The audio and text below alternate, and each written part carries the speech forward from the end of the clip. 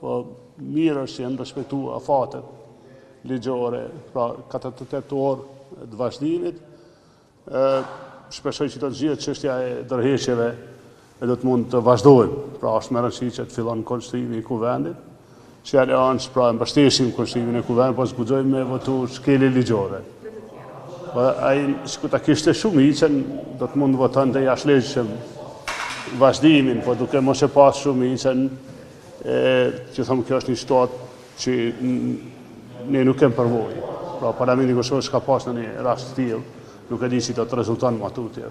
E kam thënë edhe herët se jemi të interesuar për konstruimin e kuvendit, sepse ashtu fillon edhe afati ligjor për formimin e qeverisë, edhe jemi të interesuar që pas dështimit të kurtit me bërë shumicën, që ku t'jepet mundësia opozitës, pra ta mbështesim krijimin e qeverisë nga opozita, unë s'kam komunikim me nismën, me Limën, që atëherë pra që nga intervista kam deklaruar i ditë.